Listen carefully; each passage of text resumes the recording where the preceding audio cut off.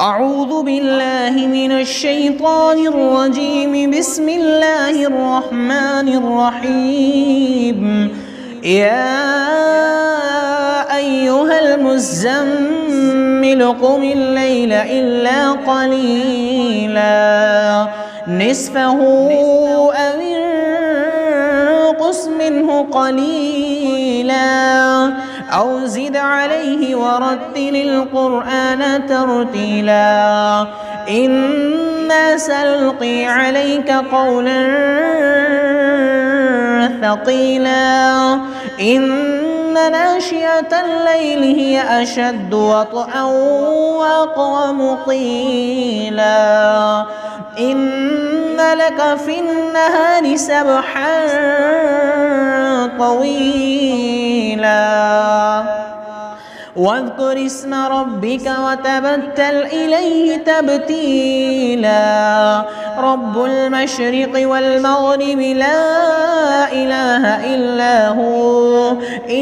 هو فاتخذه وكيلا واصبر على ما يقولون واهجرهم هجرا جميلا وذرني والمكذبين أولي النعمة ومهلهم قليلا إن لدينا أنكالا وجحيما وطعاما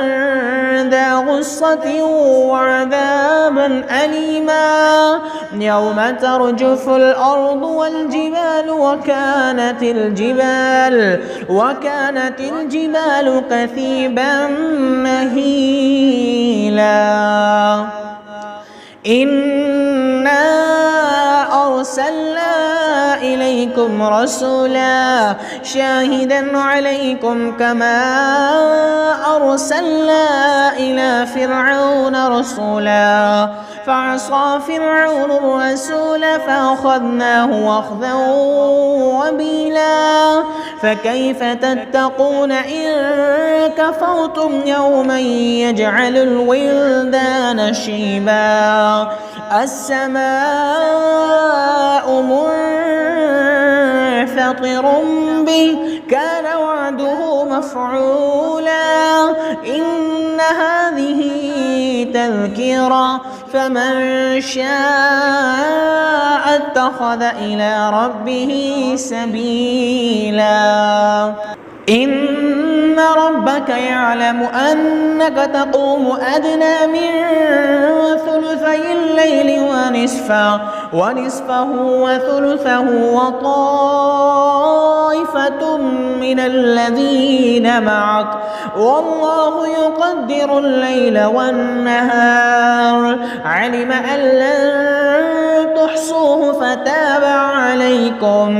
عليكم فاقرؤوا ما تيسر من القرآن علم أن سيكون منكم مرضى وآخرون يضربون في الأرض يبتغون من فضل الله وآخرون يقاتلون في سبيل الله فاقرؤوا ما تيسر منه وأقيموا الصلاة وآتوا الزكاة وأقرضوا الله قرضا حسنا وما تقدموا لأنفسكم من خير تجدوه عند